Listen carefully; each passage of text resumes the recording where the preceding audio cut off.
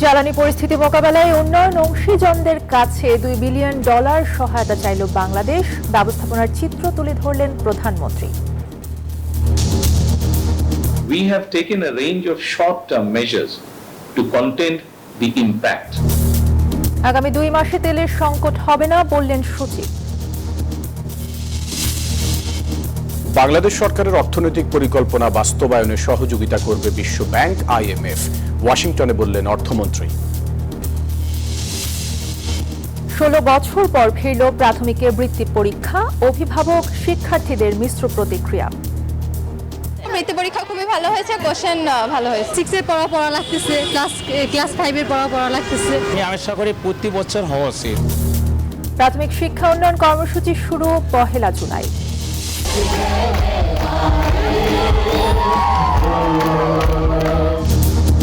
সাংগ্রাই উৎসবে জলকেলিতে মুখর পাহাড়ি পল্লীগুলো। পুরনো বছরের গ্লানি মুছে নাচে গানে ভিজল তরুণ তরুণীরা। মার্কিন নৌ অবরোধ না তুললে লোহিত সাগর বন্ধের হুমকি ইরানের। 2 দিনের মধ্যে দ্বিতীয় দফায় আলোচনায় ফেরার ইঙ্গিত ট্রাম্পের। এবং তপ্ত বৈশাখে মিরপুরে বাংলাদেশ ও নিউজিল্যান্ড দলের অনুশীলন। স্পিনিং উইকেটে লড়াইয়ের অপেক্ষা প্রথম ওয়ানডে শুক্রবার। দর্শক, স্বাগত নিউজ 24 সংবাদে। আর পুরো আয়োজনে আপনাদের সাথে আছি আমরা দুজন, আমি ফয়সাল মাহমুদ এবং আমি তাসনিম অর্থী। দেখছিলেন সুপার বোর্ড সংবাদ শিরোনাম। চলে যাব পুরো খবরে। বাংলাদেশে জ্বালানি সংকট মোকাবিলায় $2 বিলিয়ন প্রয়োজনের কথা অংশীজনদের কাছে তুলে ধরেছেন প্রধানমন্ত্রী তারেক রহমান। বুধবার দুপুরে ভার্চুয়াল মাধ্যমে এশিয়া জিরো এমিশন কমিউনিটি এজেক প্লাস সামিটে অংশ নিয়ে এই কথা বলেন তিনি। অধিবেশনে বাংলাদেশের জ্বালানি পরিস্থিতি এবং সংকট ব্যবস্থাপনার চিত্র তুলে ধরেন তারেক রহমান। বৈশ্বিক জ্বালানি সংকট মোকাবেলায় জাপানের প্রধানমন্ত্রী সানায়ে তাকাইচির পরিচালনায় অনুষ্ঠিত হল এশিয়া জিরো এমিশন কমিউনিটি এজেক প্লাস সামিট। এতে ভার্চুয়ালি যুক্ত হন বাংলাদেশ, ভারত সহ 14টি দেশের সরকার প্রধান এবং পররাষ্ট্রমন্ত্রীরা। অধিবেশনে ছিলেন ইন্টারন্যাশনাল এনার্জি এজেন্সি এবং এশীয় উন্নয়ন ব্যাংকের প্রতিনিধিরাও। সংসদ সচিবালয়ের দফতর থেকে সম্মেলনে অংশ নেন তারেক রহমান। তুলে ধরেন বাংলাদেশের জ্বালানি পরিস্থিতি ও সংকট ব্যবস্থাপনার চিত্র। Excellencies, the energy crisis has already disrupted Bangladesh's economy. In response, we have taken a range of short-term measures to contain the impact. These include demand-side management through rationing of government office and market hours.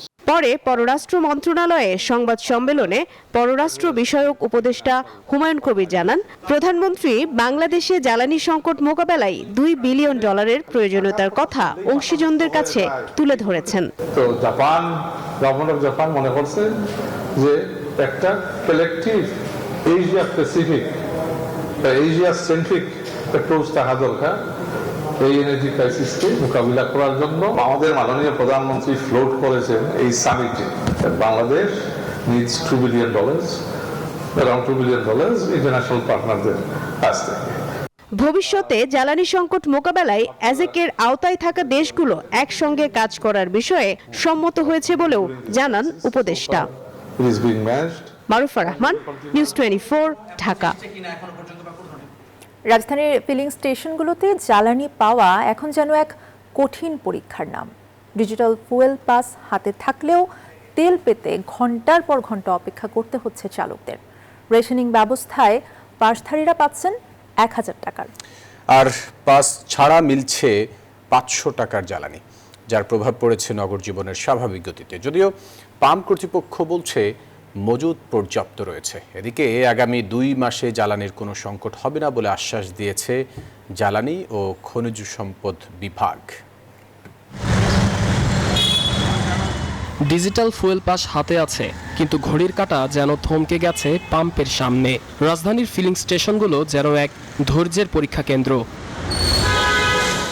Pass থাকলে 1000, না থাকলে 500 টাকার তেল।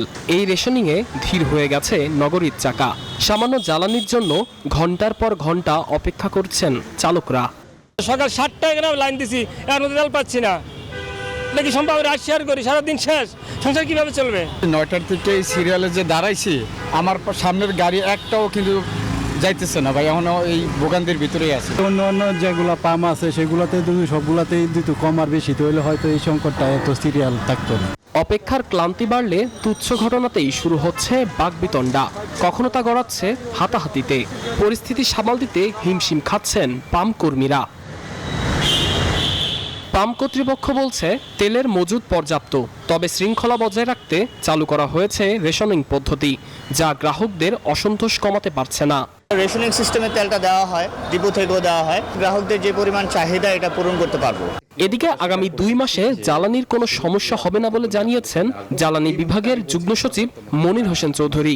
Octane এবং পেট্রোলের যে মজুদ আছে তাতে আমাদের ইনশাল্লাহ আমি তখন বলেছি যে আগামী 2 মাসেও কোনো অসুবিধা হবে না। একই কথা এখনো আপনাদেরকে বলছি। তিনি জানান, এখন পর্যন্ত 5,42,236 টন জ্বালানি জব্দ ও অবৈধ মজুত করায় 45 জনের কারাদণ্ড হয়েছে। সাদমান রাফিদ, নিউজ 24, ঢাকা।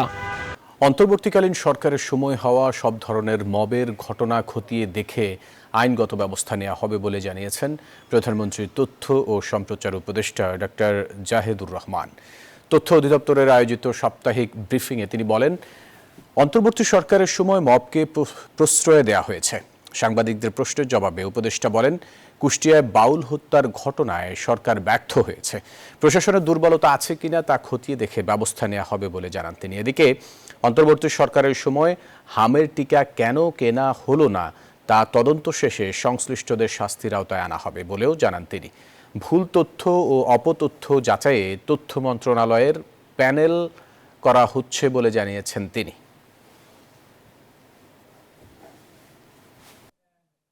ধরুন কুষ্টিয়ায় একটা মর্মান্তিক ঘটনা ঘটেছে, এটা নিয়ে কি আপনি সরকারকে ব্লেম করতে পারেন না? You can do that. দিনের শেষে এটা সরকারের দায়িত্ব ছিল এটা ঠেকানো, সরকার ব্যর্থ হয়েছে। যে সরকারটা গণতান্ত্রিকভাবে কাজ করে, গণতান্ত্রিকভাবে আবার নির্বাচিত হতে চায়, সেই সরকার প্রকৃত মত প্রকাশকে কোনোদিনও ব্যাহত করবে না, তার যত পেইনফুলি লাগুক না কেন। বিএনপির নির্বাচনী ইশতেহারে থাকা অর্থনৈতিক পরিকল্পনাগুলোর সাথে সামঞ্জস্যপূর্ণ নীতি গ্রহণ করবে বিশ্বব্যাংক ও আইএমএফ। ওয়াশিংটনে চলমান বসন্তকালীন বৈঠকে সংস্থা দুটির ঊর্ধ্বতনদের সাথে আলোচনার পর একথা জানিয়েছেন অর্থমন্ত্রী আমির খসরু মাহমুদ চৌধুরী। তিনি বলেন, বাংলাদেশের পরিকল্পনাগুলো পছন্দ করছে দাতা সংস্থাগুলো, তাই আগামীতে যথাযথ আর্থিক সহায়তার আশ্বাসও মিলছে। চলতি অর্থ বছরে বাংলাদেশের জিডিপি প্রবৃদ্ধি হতে পারে 4.7%, এমন পূর্বাভাস দিয়েছে আন্তর্জাতিক মুদ্রা তহবিল আইএমএফ। ওয়াশিংটনে বিশ্বব্যাংক ও আইএমএফ এর চলমান বসন্তকালীন সভার দ্বিতীয় দিনে প্রকাশিত ওয়ার্ল্ড ইকোনমিক আউটলুকে এই পূর্বাভাস দেওয়া হয়েছে। এদিন জলবায়ু পরিবর্তনের ঝুঁকিতে থাকা দেশগুলোর জোট V20 বৈঠকে অর্থমন্ত্রী আমির খসরু মাহমুদ চৌধুরী জলবায়ু পরিবর্তনের ক্ষতি মোকাবেলায় বিশ্বব্যাংকের সহযোগিতা বৃদ্ধির তাগিদ দেন। সবচেয়ে আনন্দের বিষয় হচ্ছে আমাদের যে প্রোগ্রাম, আমাদের ম্যানিফেস্টো ইশতেহারে যেটা বলা হয়েছে, এটার সাথে তারা অ্যালাইনড, এবং কোনো জায়গায় যদি কোনো বিচ্যুতি থাকে তারা দে উইল বি হ্যাপি যে ওইটাও তারা আমাদের ম্যানিফেস্টোর সাথে অ্যালাইন হবে, বিকজ ওরা আমাদের ইশতেহারটা ম্যানিফেস্টো পছন্দ করেছে। সম্মেলনের দ্বিতীয় দিনে বিশ্বব্যাংক প্রেসিডেন্ট অজয় বাঙ্গার সাথে বৈঠক করেন অর্থমন্ত্রী। এছাড়া আইএমএফ এর ঊর্ধ্বতন কর্মকর্তাদের সাথেও বেশ কিছু আলোচনায় অংশ নেন তিনি। পরে অর্থমন্ত্রী জানান, বিএনপি সরকারের আর্থিক পরিকল্পনাগুলো প্রশংসিত হচ্ছে আন্তর্জাতিক মহলে। ক্রিয়েটিভ ইকোনমি একটা ইস্যু যেটা বিএনপির নির্বাচনী ইশতেহারে ছিল, এটা একটা নতুন ভিন্ন ধর্মী একটা আমাদের অর্থনৈতিক কর্মকাণ্ডের মধ্যে এটা একেবারে একটা ভিন্ন ধর্মী একটা বিষয় প্রোগ্রাম, যেটা আমরা আমাদের ইশতেহারে বলেছি, এটাও তারা ভীষণভাবে পছন্দ করেছে। অর্থমন্ত্রী আরো বলেন, আগামীতে বাংলাদেশের নেয়া কর্মসংস্থান বান্ধব কর্মসূচিগুলোতেও সহযোগিতা বাড়বে বিশ্বব্যাংক ও আইএমএফ এর। কর্মসংস্থানের জন্য যে বিভিন্ন সেক্টর ওয়াইজ যে ইনভেস্টমেন্টগুলো আছে এবং যেখানে কর্মসংস্থানগুলো হবে, এগুলো আমরা ডিসকাস করেছি এবং এগুলো তারা সমর্থন করছে। এছাড়া সরকারের নেয়া পরিকল্পনা বাস্তবায়িত হলে দেশ ভালো প্রবৃদ্ধির পথে এগিয়ে যাবে বলে আশা প্রকাশ করেন অর্থমন্ত্রী। হোসেন শাহাদাত, ডেস্ক রিপোর্ট, নিউজ 24। দর্শক, 16 বছর পর দেশের 61 জেলায় একযোগে শুরু হয়েছে প্রাথমিক বৃত্তি পরীক্ষা। সব শেষ হয়েছিল 2008 সালে। বছরের প্রথমার্ধের পর এই পরীক্ষা হওয়ায় অভিভাবক ও শিক্ষকদের মধ্যে রয়েছে মিশ্র প্রতিক্রিয়া। প্রাথমিক ও গণশিক্ষা প্রতিমন্ত্রী বলছেন, এবারের পরীক্ষা শুধুমাত্র শিক্ষার্থীদের অংশগ্রহণের আগ্রহ তৈরির জন্য। পরীক্ষার আগ মুহূর্ত, প্রস্তুতি কম হোক বা বেশি, শিক্ষার্থীদের মাঝে এক অন্যরকম অনুভূতি। কারণ প্রাথমিকে ফিরল বৃত্তি পরীক্ষা, সন্তানের শিক্ষা জীবনের প্রথম মেধা যাচাই পরীক্ষা। তাই সকাল থেকে কেন্দ্রগুলোতে শিক্ষার্থীদের সাথে ভিড় করেন অভিভাবকরাও। যদিও এবারের পরীক্ষার্থীরা এরই মধ্যে ষষ্ঠ শ্রেণীতে উত্তীর্ণ হয়েছে। অভিভাবকরা বলছেন, একই সময়ে বৃত্তি পরীক্ষা হয় একসাথে পঞ্চম ও ষষ্ঠ দুই শ্রেণীর পড়ার চাপ নিতে হচ্ছে শিক্ষার্থীদের। বিগত যেই সময় বৃত্তি পরীক্ষার জন্য বাচ্চাদের বা আমরা গার্জিয়ানরা যেরকম প্রস্তুতিমূলক যেরকম প্রিপারেশন ছিল, এই বছর সেটা ছিল না। 16 বছর পরে যে আমাদের বৃত্তিটা আসছে, আমি আশা করি প্রতি বছর হওয়া উচিত। 6 এর পড়া লাগতেছে, ক্লাস 5 এর পড়া লাগতেছে। ডিসেম্বরে হয়ে যাওয়ার কথা ছিল, সেটা ওদের জন্য বেটার ছিল, বাট ওরা 6 এর পড়া পড়বে না, ওরা পিছনের পড়ায় ফিরে যাবে। প্রথম দিন ছিল বাংলা পরীক্ষা। 2.5 ঘন্টার পরীক্ষা শেষে কেন্দ্র থেকে বেরিয়ে প্রশ্ন নিয়ে নিজেদের সন্তুষ্টির কথা জানান শিক্ষার্থীরা। পরীক্ষার রেজাল্টটা খারাপ হবে, আগের মতো অত প্রিপারেশনে পরীক্ষা দিতে পারবো না। আলহামদুলিল্লাহ ভালো হয়েছে। আলহামদুলিল্লাহ ভালোই হয়েছে, আমি সব পেরেছি। 6 এর পড়া আর 5 এর পড়াগুলো মিলানো হয়ে গেছে, এজন্য দুইটা ক্লাসে একটু গ্যাপ হয়ে যাইতেছে। পার্বত্য অঞ্চলের 3 জেলা বাদে 61 জেলায় শুরু হওয়া এই পরীক্ষায় শিক্ষার্থীদের অংশগ্রহণ কিছুটা কম। বিভিন্ন হাই স্কুলে প্রথম সাময়িক পরীক্ষা থাকায় অংশ নেয়নি অনেকে। তবে রাজনৈতিক কারণে মেধা যাচাই পরীক্ষা বন্ধের বিপক্ষে শিক্ষকরা। রাজনৈতিক কারণে মেধা যাচাই পরীক্ষা কোনো কর্মী বন্ধ করা উচিত নয়। এটা শিক্ষার বিরূপ প্রতিক্রিয়া হয় এবং এটা শিক্ষার জন্য কোনো কর্মী ভালো নয়। রাজনীতির জায়গায় শিক্ষার জায়গায়। আগামীতে শিশুরা পরীক্ষা দেওয়ার জন্য শিক্ষার মান বাড়বে, এই প্রত্যাশা আছে। শিক্ষার্থীদের উৎসাহী করতে এবারের পরীক্ষা শুধুমাত্র অংশগ্রহণমূলক বলে জানান প্রাথমিক ও গণশিক্ষা প্রতিমন্ত্রী। আমরা সকল প্রচেষ্টা চালিয়ে যেতে চাই যেটা শিক্ষার্থীদের এবং গার্ডিয়ানদের উৎসাহিত করবে শিক্ষার্থীদের ক্যাম্পাসে স্কুলে পাঠাবার জন্য, শিক্ষা প্রদান করবার জন্য। আমাদের সরকারের টার্গেট 100%, মানে স্ট্যাটিস্টিক্যালি স্পিকিং 96% প্রপার শিক্ষার হার আমরা আমাদের সরকার মেয়াদে পরিপূর্ণভাবে পূরণ করতে চাই। 2009 সালে সমাপনী পরীক্ষা চালু হয়। 16 বছর বন্ধ ছিল প্রাথমিক পড়ুয়াদের একমাত্র মেধা যাচাই পরীক্ষাটি। রিশাদ হাসান, নিউজ 24, ঢাকা। প্রধানমন্ত্রী শিক্ষা খাতে বরাদ্দ 5% উন্নীত করার ঘোষণা দিয়েছেন। পাশাপাশি দেশের প্রতিটি উপজেলায় মাল্টিপারপাস পরীক্ষা কেন্দ্র নির্মাণের পরিকল্পনা করছে সরকার, এমনটাই জানিয়েছেন শিক্ষামন্ত্রী ডক্টর আ.ন.ম এহসানুল হক মিলন। বুধবার দুপুরে সিলেটের মেন্দিবাগ এলাকায় জালালাবাদ গ্যাস অডিটোরিয়ামে এক মত বিনিময় সভায় এসব কথা বলেন তিনি। শিক্ষামন্ত্রী বলেন, বিগত সরকারের আমলে শিক্ষক নিয়োগ ও পদায়ন নানা জটিলতায় আটকে ছিল। খুব শিগগিরই এই কার্যক্রম শুরু হবে।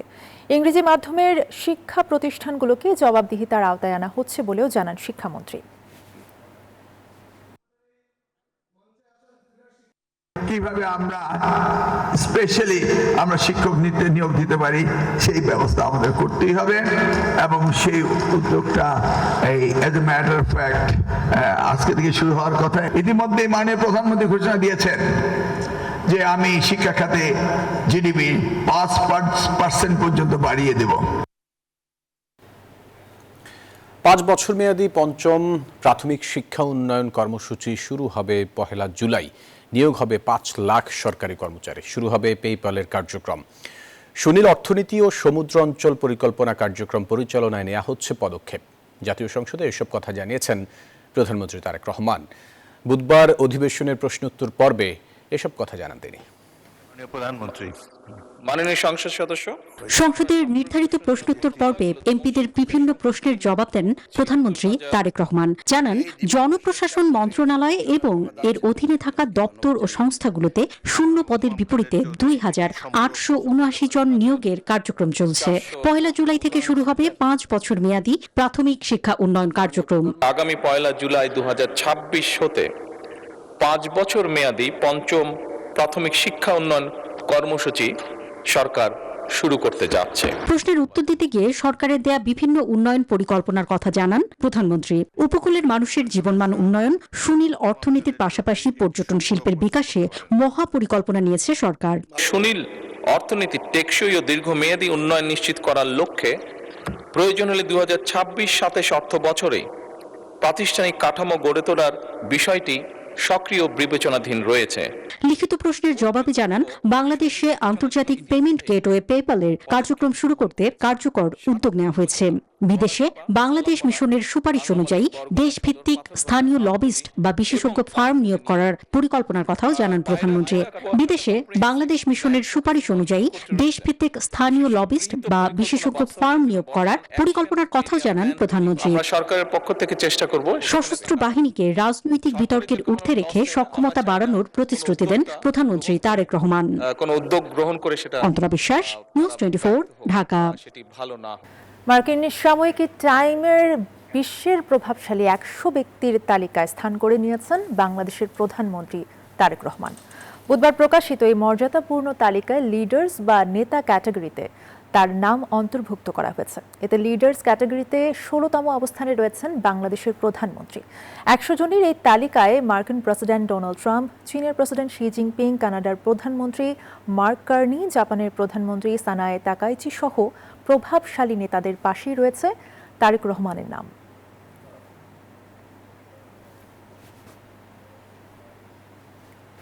মুক্তিযুদ্ধ বিষয়ক মন্ত্রণালয়ের তালিকা অনুযায়ী দেশে বর্তমানে 1,98,037 জন বীর মুক্তিযোদ্ধা আছেন বলে জানিয়েছেন মুক্তিযুদ্ধমন্ত্রী আহমেদ আজম খান।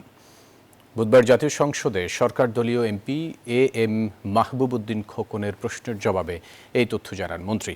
এ সময় মুক্তিযোদ্ধাদের জন্য বিভিন্ন ভাতার তথ্য তুলে ধরে মন্ত্রী বলেন, আপাতত তাদের সম্মানী ভাতা বাড়ানোর বিষয়টি সরকারের বিবেচনায় নেই। পৃথক প্রশ্নের জবাবে মুক্তিযুদ্ধমন্ত্রী বলেন, কোনো গেজেটধারী মুক্তিযোদ্ধা অমুক্তিযোদ্ধা প্রমাণিত হলে তালিকা থেকে বাদ দেওয়ার সুপারিশ করা হবে। বীর মুক্তিযোদ্ধাদের জন্য প্রতি বছরই 4,000 টাকা করে তাদের চিকিৎসার জন্য ভাতা দেয়া হয়। আমরা তাদের জন্য আমাদের মন্ত্রণালয় সদা সর্বদা সচেষ্ট আছি।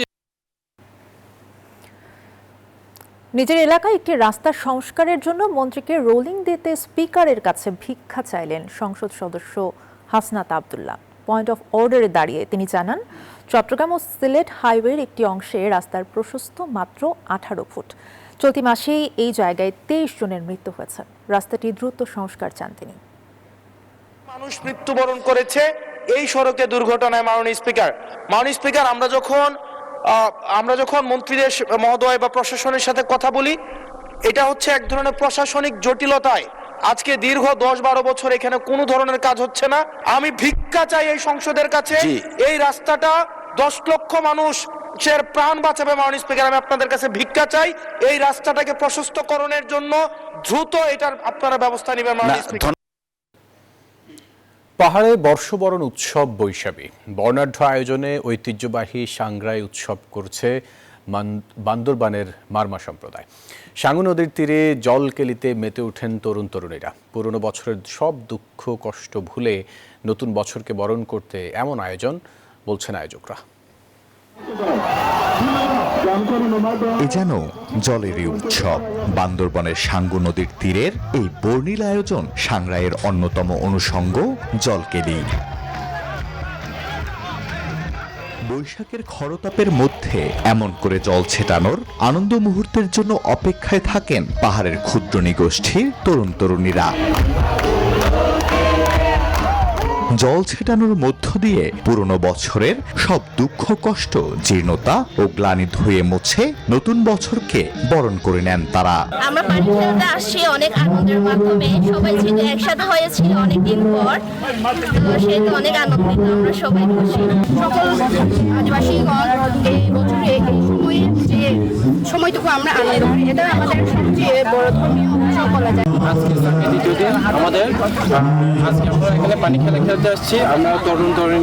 সাংগ্রাইয়ের অনুষ্ঠানের আনন্দ থেকে পিছিয়ে নেই শিশুরাও। পুরাতন বছরকে বিদায় জানিয়ে নতুন বছরকে বরণ করতে বান্দরবানে বসবাসরত বাঙালি সহ 14টি ক্ষুদ্র নিগোষ্ঠীর বর্ণিল এসব আয়োজন চলবে আরো বেশ কদিন। বান্দরবানের সদর উপজেলার ডালুপাড়া ক্ষুদ্র নৃগোষ্ঠী পল্লীর জলকেলি উৎসব উদ্বোধন করেন পার্বত্য চট্টগ্রাম বিষয়ক মন্ত্রণালয়ের মন্ত্রী। এই উৎসবটা কিন্তু আবহমান কালচারে চলে আসছে। এটা আমার বাংলাদেশের ইতিহাসের একটা অংশ, ঐতিহ্যের একটা অংশ। আমি পার্বত্যবাসীর বার্তা দিতে চাই, আগামী দিনগুলো কিন্তু সুন্দর হবে, সাম্প্রদায়িক সম্প্রীতি জোরদার হবে। নতুন বছর হবে সুন্দর ও মঙ্গলময়, এমনটাই প্রত্যাশা পাহাড়ি জনপদের মানুষের। Desk report, news 24। আন্তর্জাতিক প্রসঙ্গ। যুক্তরাষ্ট্র হরমুজ প্রণালী অবরুদ্ধ করে রাখলে পারস্য উপসাগর, লোহিত সাগর ও ওমান উপসাগরে জাহাজ চলাচলে বাধা দেওয়ার পাল্টা হুমকি দিয়েছে ইরান। এক সেনা কমান্ডার বলেছেন, ইরানের বাণিজ্যিক জাহাজ আটকে দেয়া হলে এই 3 গুরুত্বপূর্ণ জলপথে আমদানি রপ্তানি করতে দেয়া হবে না। এদিকে 2 দিনের মধ্যে তেহরানের সঙ্গে আলোচনায় ফেরার ইঙ্গিত দিয়েছেন মার্কিন প্রেসিডেন্ট ডোনাল্ড ট্রাম্প। ইসরায়েল যুক্তরাষ্ট্রের সঙ্গে দ্বন্দ্বের ইরানের অন্যতম হাতিয়ার হরমুজ প্রণালী। গুরুত্বপূর্ণ এ জলপথটি ঠিক বাইরে আন্তর্জাতিক জলসীমায় অবরোধ দিয়ে রেখেছে যুক্তরাষ্ট্র। 2 দিন ধরে কোনো জাহাজই হরমুজ অতিক্রম করতে পারেনি বলে দাবি করেছে মার্কিন সেনাবাহিনী, যদিও তা অস্বীকার করেছে ইরান। দেশটির দাবি, তেহরানের একটি সুপার ট্যাঙ্কার প্রণালী অতিক্রম করেছে। এ অবস্থায় পাল্টা হুমকি ইরানের। দেশটির একজন কমান্ডার বলেছেন, যুক্তরাষ্ট্র হরমুজ অবরুদ্ধ করে রাখলে ইরানও 3টি গুরুত্বপূর্ণ জলপথে জাহাজ চলাচল করতে দেবে না। এই 3টি জলপথ হল পারস্য উপসাগর, লোহিত সাগর ও ওমান উপসাগর। জাতীয় সার্বভৌমত্ব এবং স্বার্থ রক্ষায় তেহরান চূড়ান্ত পদক্ষেপ নেবে বলেও হুঁশিয়ারি করেন তিনি। এ অবস্থায় আলোচনায় ফেরার ইঙ্গিত দিয়েছেন মার্কিন প্রেসিডেন্ট ডোনাল্ড ট্রাম্প। তিনি বলেছেন, আগামী 2 দিনের মধ্যেই পাকিস্তানে ইরানের সঙ্গে আবারও বৈঠকে বসতে পারেন মার্কিন প্রতিনিধিরা। সঙ্গে তেহরানকে হুমকিও দিয়ে রেখেছেন, বলেছেন ইরানের পরাজয় হলো বলে যুদ্ধ এখন শেষ প্রান্তে। আলোচনায় ফেরার ইঙ্গিত দিয়েছে ইরানও। দেশটির পররাষ্ট্র মন্ত্রণালয়ের মুখপাত্র ইসমাইল বাখাই জানান, ইসলামাবাদে বৈঠকের পর থেকেই যুক্তরাষ্ট্রের সঙ্গে কথাবার্তা আদান প্রদান অব্যাহত রয়েছে। আর ইরানের প্রেসিডেন্ট মাসুদ পেজেশকিয়ান বলেছেন, আত্মসমর্পণে বাধ্য করার মার্কিন অপচেষ্টা কখনোই সফল হবে না। ইরান যুদ্ধ নয়, আলোচনা চায়। আফরিন মৌ, নিউজ 24। জানিয়ে দেব খেলার খবর। গ্রীষ্মের তপ্ত রোদ উপেক্ষা করে মিরপুর শেরেবাংলা স্টেডিয়ামে অনুশীলন করেছে বাংলাদেশ ও নিউজিল্যান্ড ক্রিকেট দল। আসন্ন সিরিজ সামনে রেখে 2 দলই ব্যস্ত প্রস্তুতিতে। 17 এপ্রিল প্রথম ম্যাচের আগে কৌশল আর আত্মবিশ্বাসে নিজেদের ঝালিয়ে নিচ্ছেন টাইগার ও কিউইরা। 2027 সালে ওয়ানডে বিশ্বকাপ আয়োজক দেশ দক্ষিণ আফ্রিকা ও জিম্বাবুয়ে সহ র্যাঙ্কিংয়ে শীর্ষ 8 দল সরাসরি খেলার সুযোগ পাবে। টাইগারদের অবস্থান র্যাঙ্কিংয়ে 9 নম্বরে, সেজন্য বাংলার ছেলেদের র্যাঙ্কিংয়ে উন্নতির বিকল্প নেই। শুক্রবার বাংলাদেশের সামনে আবারও নিউজিল্যান্ড। এখন পর্যন্ত 2 দল সিরিজ খেলেছে 11টি, যেখানে কিউইদের জয় 9টিতে, বাকি 2টিতে জিতেছে বাংলাদেশ, সেই 2টি আবার দেশের মাটিতে। 2010 ও 2013 সালে সিরিজ 2টি জিতে নেয় তারা। 2 দলের মুখোমুখি দেখায়ও এগিয়ে নিউজিল্যান্ড। 46 দেখায় কিউইরা জিতেছে 34 ম্যাচ, সেখানে বাংলাদেশের জয় 11টিতে। নিউজিল্যান্ডের বিপক্ষে এই ফরম্যাটে সবচেয়ে বেশি রান মুশফিকের। 35 ম্যাচে তিনি করেন 794 রান। তবে মুশি এখন এই ফরম্যাট থেকে বিদায় নিয়েছেন। এবারে স্কোয়াডে থাকা ক্রিকেটারদের মধ্যে সৌম্য সরকারের রান 300, খেলেছেন 17 ম্যাচ, শান্তর রান 232। উইকেটের দিক থেকে সবার উপরে সাকিব আল হাসান 23 ম্যাচে পেয়েছিলেন 38 উইকেট। রুবেলের উইকেট সংখ্যা ছিল 25টি। এই সিরিজে খেলা মোস্তাফিজ 18 ম্যাচ খেলেছেন নিউজিল্যান্ডের বিপক্ষে, তুলে নিয়েছেন 23 উইকেট। শুভদেবনাথ, নিউজ 24। দর্শক, এই ছিল নিউজ 24 সংবাদে। এতক্ষণ সাথে থাকায় ধন্যবাদ সবাইকে।